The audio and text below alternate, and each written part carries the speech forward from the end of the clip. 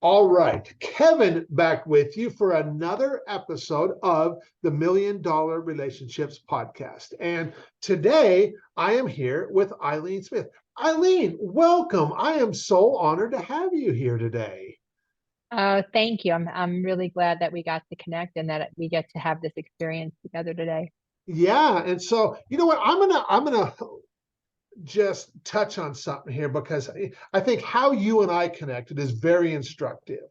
So you and I both attended this event. In fact, you know what? There's no reason I should not give Alex a plug here. We attended Okay. this event called Pathfinder a few weeks ago. And Hmm. this is an event that is hosted by this gentleman, Alex Mandosian, and I've known of Alex for years. And my friend Joe Foley was scheduled to attend that event. He'd attended that event like 3 years previously. He was going to go again this year and couldn't make it at the last minute. But he had got a hold of me telling me this, and he's like, Kev, I've already talked with Alex, and he said it would be totally cool if you wanted to go to this in my place. He's like, so I'm going to give you my ticket. You just need to get your airfare in a room. And so I was like, perfect. I'm going to go to this thing. And and so you were one of the people that I saw at the event that I was like, wow, I'd love to connect with Ilene, but you know what? We just never did. And so Yeah. after the fact, I sent you an email and just told you, hey, we were there, we didn't get to connect. I'd love to connect. And not only that, I'd really love to interview you for my podcast.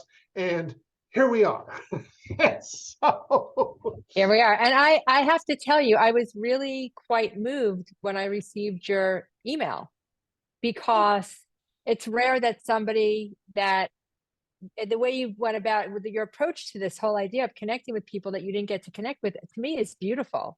And I think it's courageous. I think it's actually really courageous. well, thanks for that. And I'll reiterate this because maybe there's something here for the listeners too. Because as entrepreneurs, Mhm. we might go to a lot of events, or attend masterminds or what have you. And the thing is no matter what we go to, it's an infinite time window, whether it's 2 days, 3 days, what have you. There's no way, especially if you're at an event where there's 50, 100 people, you cannot connect with everybody. And No. I've known this for years. And so, but the cool thing that Alex does, and a lot of people do this, is he put together this directory of all the attendees. And so afterwards, I just go through the directory and like start looking like who are some people that I'd like to connect with that I didn't get a chance to connect with. And I just send out emails and say, hey, I pretty much that. I'd love to connect. We didn't get a chance to connect. If you're open to doing that, I'd love to do that with you. And I'll tell you, I've been doing this for years, and it works out really good. And it also takes a little bit of the feeling that, oh, I've got to connect with as many people as I can, because like nobody wants to go to an event feeling like that. No, and you don't get to be present when you do that. That's You're right. not present with who you're with, and so that's always a bad plan. Yes, that's right. Yeah. Hmm. Well, I think what a great way to be able to start this conversation today. And I am just really excited to just have you share your story and your experience, because I know that through our conversation today, you and I are going to get to have an impact on a lot of people's lives. And so what I'd like to do is just kind of start off, Ilene, by turning it over to you, letting you share a little bit of your background so we can set a little bit of context and talk about what you do, who you serve, what inspires you to do what you do. And we'll just kind of start there, Ilene. Okay, so I am a trauma therapist and an author, and I work with people that have had chronic stress and trauma in their life. I always use the word stress and trauma interchangeably. And what I do is I'm a certified somatic experience practitioner, which probably means nothing to your listeners, but I basically work with body-based therapeutic modalities to help heal trauma, because we look at trauma, we think it's about an event, but trauma is really energy that gets locked in your body when you've had real or perceived threats. We have to bring the body into the healing practice. So the community that I serve is really anyone who most of my clients, let me start with this. Most of my clients have been through extensive talk therapy and they still feel stuck. And they usually come to me saying, okay, I don't seem to get there. What's the missing link? I know there's something more here that I need to get resolved because my nervous system feels very dysregulated. So that's usually the clientele that I serve. And I got into the work in a very funny way. I went back to school in my early 40s to get a master's in mental health counseling. And I was finishing up my internship at an eating disorder clinic. And I was introduced to the somatic work. And having been on my own therapeutic journey and having dealt with eating disorders and my own traumas, a light bulb went on for me that this really is the missing link to help resolve all the pieces of what doesn't feel right within inside of us and the nervous system. So I started down this path as a somatic to get trained as a somatic experience practitioner. And I also, as a student of the work, I became a patient. And everything at that point really shifted for me. And then this is now go back to 6 years ago after I had been trained, I had lost my husband suddenly.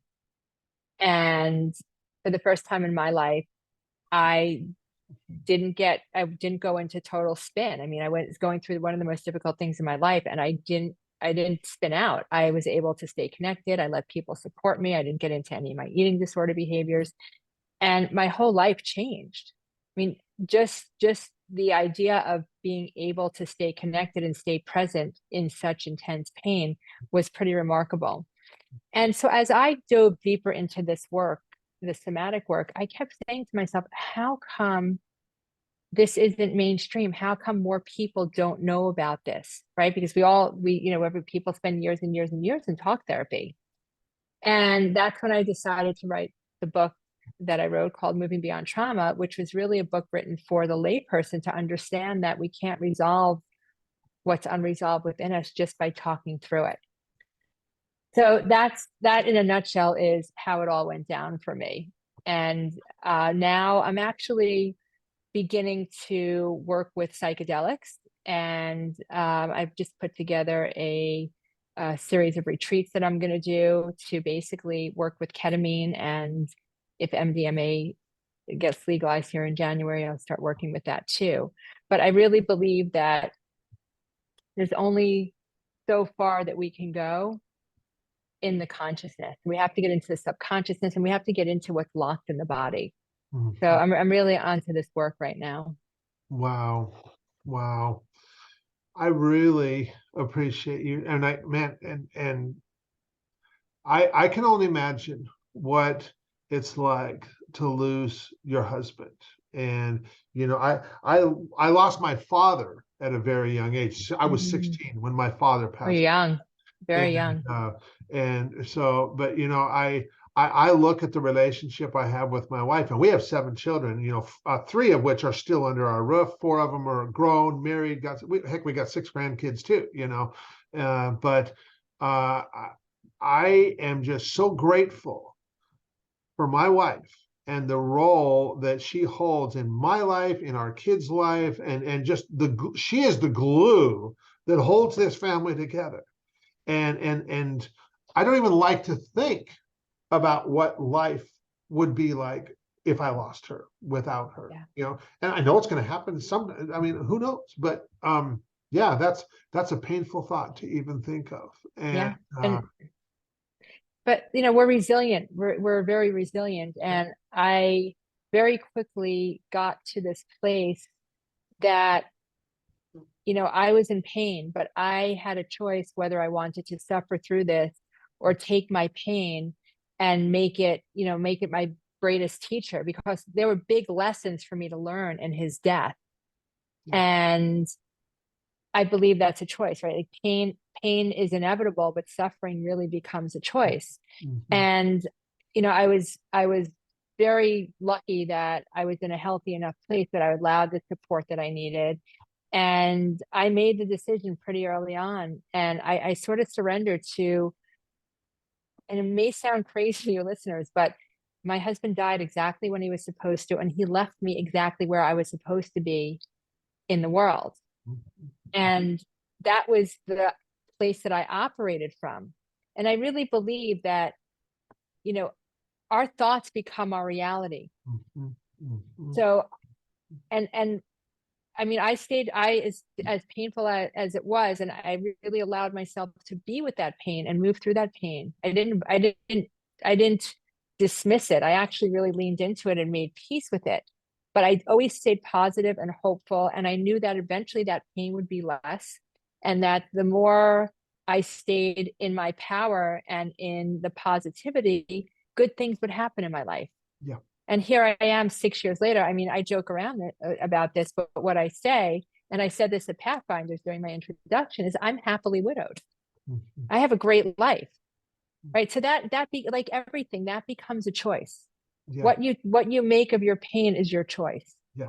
Yeah. And, I share this because it's really easy to feel sorry for yourself and be a victim of your circumstances. But we get to choose to make that pain our friend and to learn from whatever the experience is going to show, whatever's going to show up for us, is to really stay open and stay curious rather than stay in the suffering of it. Yeah.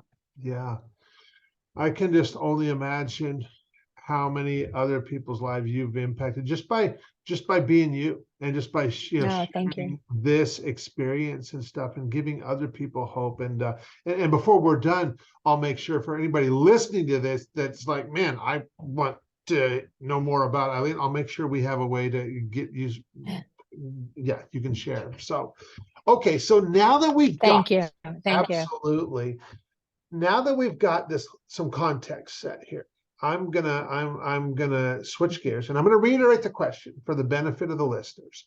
So, have you ever met or been introduced to someone who completely changed the course of your life or your business, so much so that much of what you have today would not be possible if not for this person? And Ilene, I am just really excited to dig into this with you and to have you share your story, your experience around this, and honor somebody who's had such a profound impact on your life. Well, I'm so glad that you're asking this question because I don't get to share this publicly very often. But my husband he had the biggest impact on my life than any other human being, other than my dad. But that's different. As in my adult life, my husband was a very successful real estate developer, and who had started out with working as a carpenter. And I got to watch him in his passion. I got to watch him create things. I got to watch him build big buildings. And that process of seeing how somebody takes a big idea and then execute the plan was the most remarkable experience. And I learned so much from it, and it's impacted the way I'm building and growing my own business. And what, the things that I learned, one of the going back to where we started this conversation, is one of the biggest things that I learned from watching him and moving through life with him, is that the value of building relationships and making sure that you have the right people to support you in all the things that you're not good at. Yeah. I think it's especially as entrepreneurs, because most of the time, as with entrepreneurs, we're visionaries, we have ideas, and then we have to create the execution of the plan, right? Because it's always not about the idea so much. Sometimes it's really about the execution of the plan. Yeah. Yeah. And what some of the things that I learned from him is that the importance of really doing your research, gathering information, and then trusting your gut and verifying. So it was always trust and verify, trust and verify. And as I'm growing my business now and I'm launching these retreats and trying to make sure I have the right branding and the right marketing people, everything becomes about that gut check and then verifying. Yeah. I think it's a very powerful tool. But that relationship building part is everything, because as an entrepreneur, you're the conductor. That's That's right. really what you are. You are the conductor. You have to bring together all the moving parts and make sure that they're happening at the right time. Right. So you have to Mhm. make sure you have your first the first flute or the first whatever it is. You have to make sure all those pieces are the right people in place, and then all of the right timing with everything. Yeah. So, he really impacted my life from that perspective, from a professional standpoint, because I got to really see how excellence is executed. Mhm. Mhm. Yeah. Wow. Yeah, Wow. it's pretty cool. And I didn't realize how much I mean, I got to observe, right? I didn't realize how much I had learned until really after he was gone and I was left on my own. And at that point I decided to really ramp up my business and write a book and all these things. And I'm like, wow, these were some really big lessons and experiences that I got. Mhm. Pretty cool. Yeah, you're right. Ideas are great. Ideas are fantastic, but without implementation, without execution, they're never going to go anywhere. No, And no, so no, no, we've got to no, get. but you really, So, yeah, so having the right relationships and having the right resources, right? Because that's what happens, right? As an entrepreneur, that's what happens, right? Like one person leads you to another person, that leads you to another person, that leads you to it's like connecting the dots, yeah, yeah, because that's what we do, right? I mean, I guess if we ask most of the entrepreneurs that you've interviewed, my guess is everyone says the same thing. I like the problem solving part of it, right? yes. And putting all the pieces together. Well, you know what? Entrepreneurs have to love that because the thing is, at any given time, we all have very real puzzles and problems that we want to solve. And you know what? Yes. There's two kind of entrepreneurs. There's the entrepreneur that, yes, I have very real puzzles and problems that I want to solve as quickly as I can. And then there's the entrepreneur who is lying to themselves saying, I don't have any problems. That's complete BS. So, and Well, the other thing we know is true is once we solve one problem, it's only a little it's bit of matter of yeah, time till the next one is in front of us. So right. But that is right. That's part of the process, right? And yeah, and a good entrepreneur knows how to navigate that, that's but right. also they always know what their exit is. They always know what their risk is, Yeah, right? So, yeah. right, we always like, and this is something my husband taught me, which I thought was really powerful. Like if you're putting together a deal, you always have to know what your exit strategy is, Mhm. or what's the worst that can happen, what's your downside risk, Yeah, or how do you work your way out of it, if that piece of really knowing how to work your way out of things yeah, and problem solving. yeah, It's a big piece of it. yeah.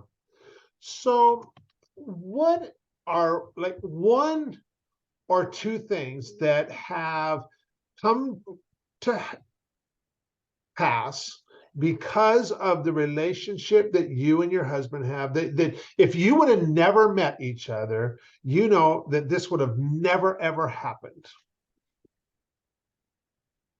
Wait, I missed the first part because you So cut out. what are one or two things that have taken place because that because of the relationship you and your husband have, that you have had some kind of impact in the world because of that had you and your husband never met, that would have never taken place, that would have never happened. So I think getting the book done was Okay. was Okay. was the big one, because the impact, the important thing for me in getting that book out was that I wanted people to really understand that they're not alone in their journeys. Okay. And if it wasn't for my husband, I never would have had the courage to take the chance and put this information out there. And then also to take the pieces of having to put it together to get the book out. Because when you write a book, you can just write a book and publish it and hope that people buy it, or you can write a book and promote it and create more impact. Yeah. And what he taught me is that there's the importance of leaving a legacy, and making some impact, whatever that is, whether for, in his case, it was perhaps, creating beautiful buildings and architecture and creating beautiful skylines. For me, it's like, I want to have that imprint on somebody's emotional well-being. Yeah. Yeah. And so he really, I would say, he really guided me through that book and the process of getting the book done. Yeah. That's awesome. That's awesome. Yeah, thank you. Thank you. And I would venture to say that the impact that has happened as a result of that book is not finished. There's a lot more impact that's going to be had because of that. Yeah. Yes. And Yes, very much so. and I think back to, I know I was sharing with you before we hit record, that just doing this podcast, and having I think I told you you were in interview number 116 that I've done for this, and it has been hands down the most rewarding thing I've ever done in my 27-year business career. And yet I'm just like, wow. And at the same time, I also know that we're just getting started, and there's going to be such more impact that is going to come from this. And it's just that it feels good to just know that we're just in alignment with who we're supposed to be and how we're supposed to be showing up and how we were meant to show up in this world. And well, isn't it really at the end of the day what you're sharing with me and is really, and I feel the same way, right? Our impact is about connectivity. Yeah. And how we connect and it can touch into people's life. And that creates deeper meaning in our life. When we're connected, yes, our lives, everything feels more impactful and everything feels more meaningful. yeah, yeah, absolutely. It's our oxygen. I think people, we downplay this, but connectivity is our oxygen. Absolutely, absolutely Yeah. it is. Well, Eileen, I Yeah. want to thank you so much for taking the time to have this conversation and to just share so openly. For anybody who's listening to this going, wow, Kevin, man, I love Eileen. I love what she stands for. How can they connect with you more? How can they go about doing that? So they can go to my website, which is IleneSmith.com, and Eileen is ILENE Smith.com, or on Instagram, which is TheEileenSmith.com. Those would be the two easiest places to connect with me. Awesome. Awesome. Okay. Well, thank you again for taking the time to do this. Any last thing that you would like to share, Eileen, before we call it a wrap? I would just say this to your listeners, especially those who are, entrepreneurs and have that spirit, is that you don't have to go at it alone. Okay. All the people that you've supported along the way, they want to be of service to you too. And it's as entrepreneurs, we tend to have all the answers and all the solutions for other people, but allow people to support you too. Okay. You need it. Yeah. I think it's an important piece. 100%. I mean, most of the entrepreneurs in my world, they are some of the most giving, generous, lead with a helping hand people that just want to contribute, help, serve, pour into others. And I was the same way. And yet, when it came to receiving and accepting, for lack of a better word, I used to totally suck at that. Yeah. I think most entrepreneurs do. So that's why Absolutely. I'm sharing this. Yes. It's really okay to allow yourself to be supported too. Absolutely. And the thing is people around you, they want to do that. They want right. Like you're denying them. You're denying right. them of being of service. Exactly. Yeah, very much so. Well, I really thank you so much for touching on that. Thank you. That's a big thing. And thank you for taking the time to do this. And thanks so much, Eileen. Thank you.